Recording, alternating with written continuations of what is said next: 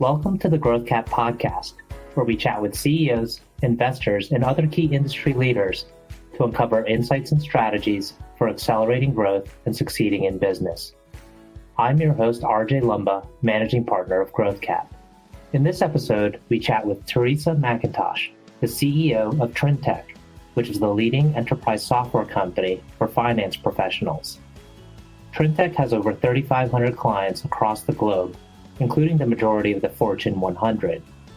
The company is backed by Summit Partners and Vista Equity. Teresa shares with us her background and career experience, as well as her insights into Trintech solutions and future expansion plans. We hope you enjoy the show.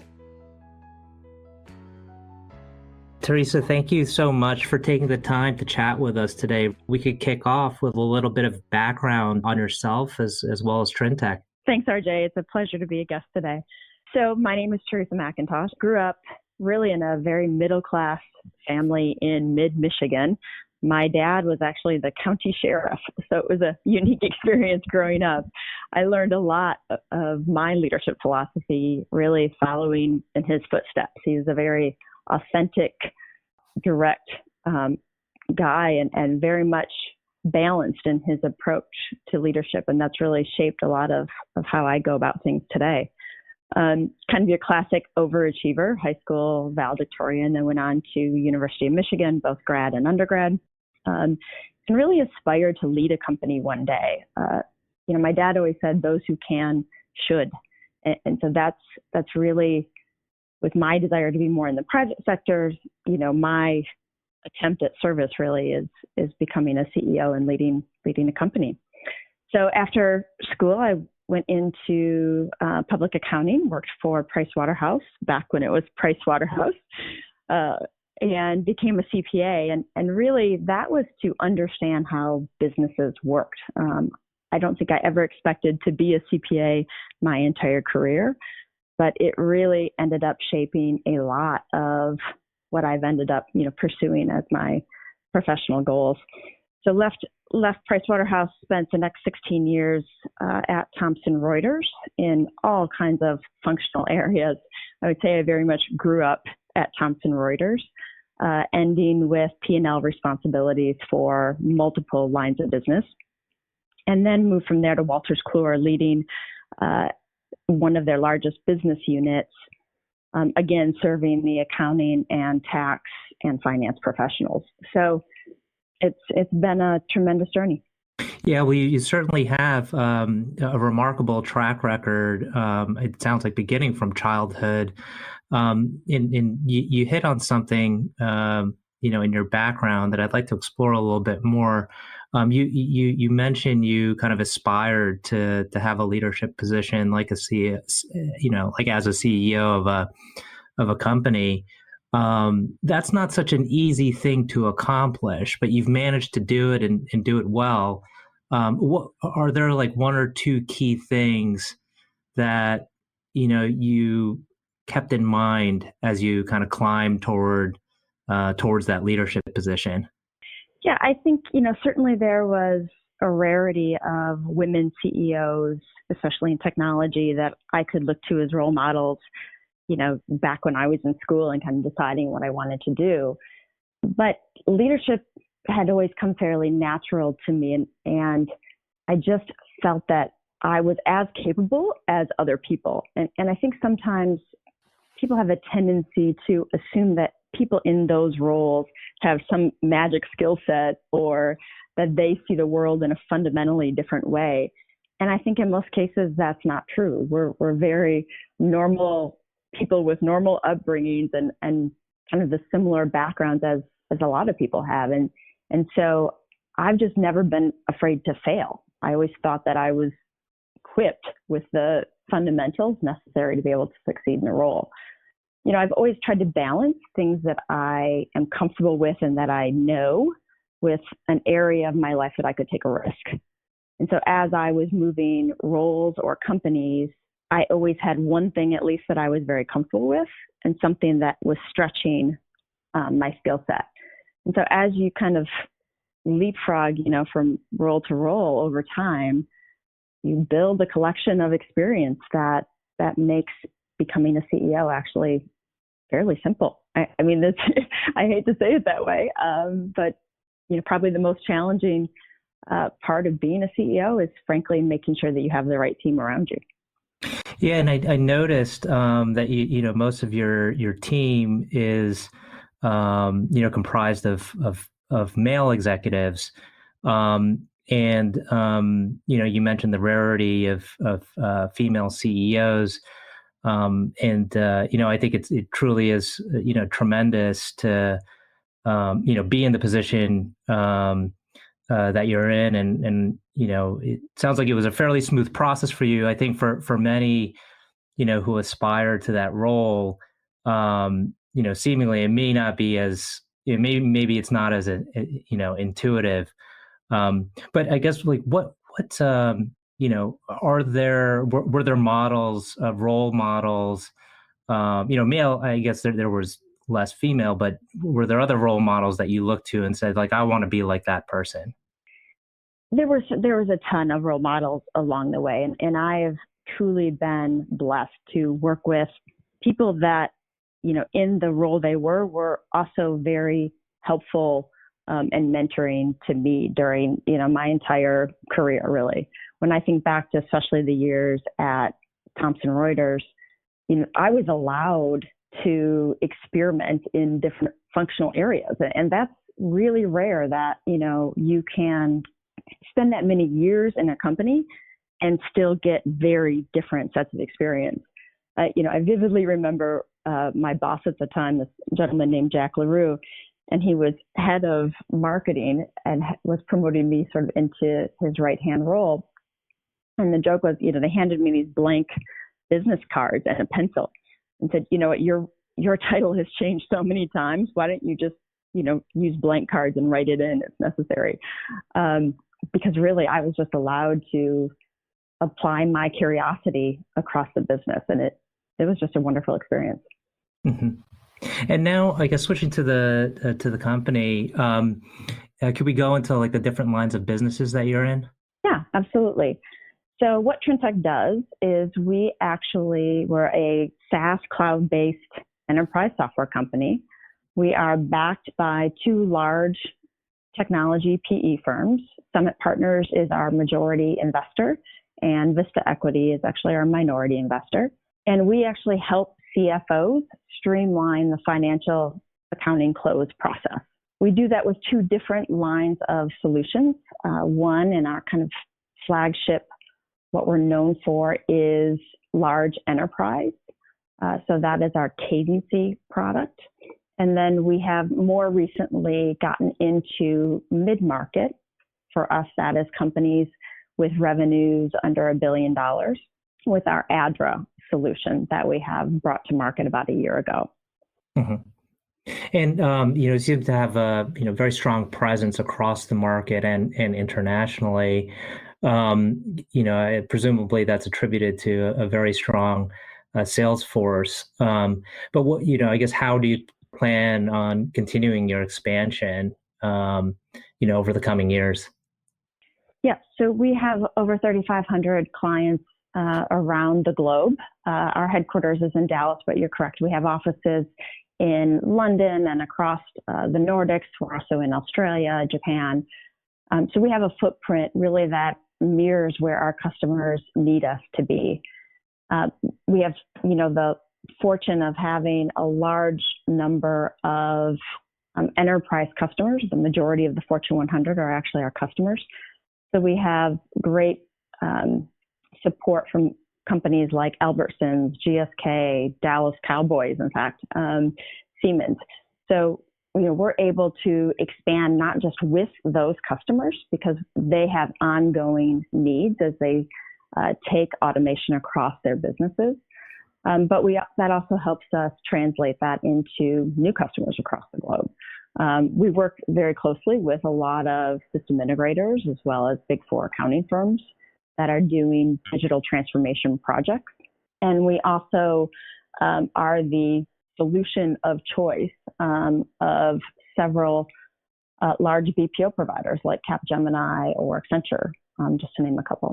hmm And how do you see the next 3 years, 3 to 5 years going? Do you plan to do, some acquisitions, or is it, predominantly organic growth and internal initiatives that'll kind of drive the company forward?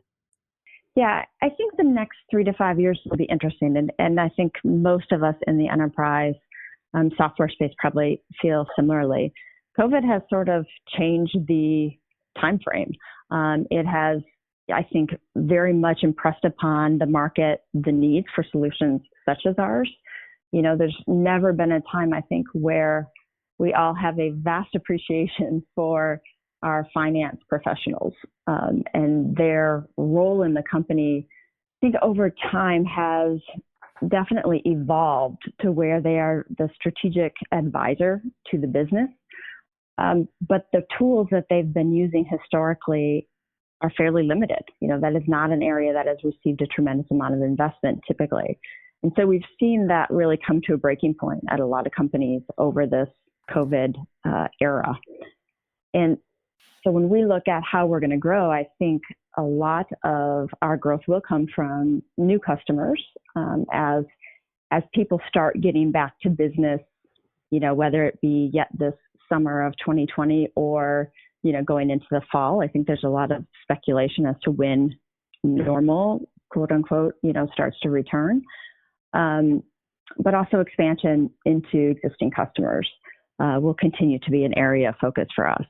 The mid-market is still a very wide open landscape that we will continue to invest in and drive our solutions across, the broader needs that we're seeing in mid-market companies. And, certainly inorganic growth or acquisitions is something that we always look at. There are not a tremendous number of customers companies, that you could do a fold-up strategy with, like some PE firms might do. There's not a lot of targets that you could do that with in our space, but certainly as they come along, that's an option. But I think we will also continue to invest in expanding our international presence. So as much as we have, key offices in London, the Nordics, Germany, there are other countries like France where we don't have a footprint yet, as well as a couple others in continental Europe that I think are, good candidates for that expansion. A lot of that timing will probably depend on how we see the Eurozone recover from the recession that we will undoubtedly be in for a while here. Mm-hmm. And with all kind of the opportunity ahead of you, both geographically and different segments of the market, what do you pay most attention to as you're scaling? Is it kind of finding the right people to put in certain roles? Is it kind of paying close attention to customer feedback? What do you think about day in, day out? What I'm really thinking about now is, if we flash forward in our minds to 18 months from now, what are we going to wish we had done today? What are those investments that could really set the tone for expanding growth and footprint, in 18 months where we start to see those results?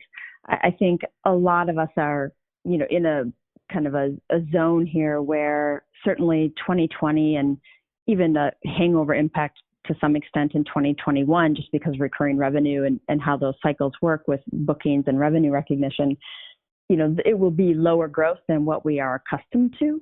We're very fortunate that it will still be growth, but it'll be lower growth than what we otherwise would have wanted. So as we're, getting out of that period, what are those investments now? And so when I think about that, it's going to be key technologies that, that the needs have been sort of magnified during this period. Areas where maybe integrations could be tighter or key partners that we can build with to make sure that there's an end-to-end solution for the customers, as well as getting the right people on board. So, people have always been, I would say, probably the most important investment as we look to expand. The labor markets are going to be fundamentally different now than it has been with such a low unemployment rate. And so I think it's a chance to bring in some talent to the organization that we may not have otherwise been able to attract. Mm-hmm. And I guess, like, given the current environment and how COVID has impacted the way people work, how has your organization adapted to the current environment? Yeah, our organization, we conducted fairly regular BCP exercises prior to this, and so us going virtual was actually incredibly easy. It was, conducted basically overnight. I think the thing that we were probably most sensitive to is our customers were doing the same thing at the same time. And for many of them, that wasn't quite as graceful. And so we were very cognizant of being sort of available around the clock and making sure that data centers and things like that they would be accessing in a different way, were much, that they were supported and that we had as much attention to those as necessary. But for us, we are still working in a remote way. I would say it's been going very smoothly. Productivity remains very high. I think our morale also remains high. And we will take it one step at a time. There's no reason for us to hurry back to the office. And so I think that's a moderate way to make sure that we're kind of doing our part to keep risk levels of a second wave down. Mm-hmm. And, hopefully we'll start to get back to the office here over the course of the next couple months. Yeah, it's really interesting, like multinational companies such as yourself probably have a look into how different geographies are, managing, kind of going back, to, I guess the new normal. But have you had to kind of adjust based on your locations? Yeah, quite a bit actually, because I actually have an office in Stockholm. So obviously Sweden's approach to a stay at home or not staying at home, as the case may be, was very different than most of the other European countries. So we have Stockholm and we have Oslo in Norway. London is our biggest. So if you just take those three as sort of a microcosm, London is very much still in the throes of sort of figuring out how to get back, because mass transit is such a key element for our employees there. We have over 60% of our employees that rely on mass transit. And there's really no great alternative. Many of them don't own cars, or, that's just not even feasible, as I'm sure if you've been to London. Whereas Norway and Sweden actually feel fairly normal. Sweden stayed kind of that way. That office, we really didn't have a lot of people that needed to work from home, although we certainly opened it up to them. Norway did, but then came back fairly quickly. And so they're pretty much back to normal already. Mm-hmm. And, maybe one last question as we close out, because I think we're running up on time here. But we're excited about kind of like the recent, movements that have been happening over the, last few years in terms of women leadership and more women, in top positions. And we're, in the next couple of weeks, we're about to release our top women in growth equity and private equity. But maybe if you could share kind of your thoughts on, any advice you could give.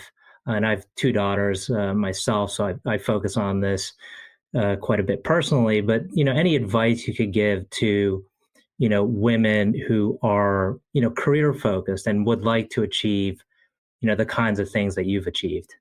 Yeah, I'd like to say two things there. One is, I think I now understand my responsibility and have spent a lot of time on really looking at STEM programs that encourage girls, and I'll say girls because I do mean at that age.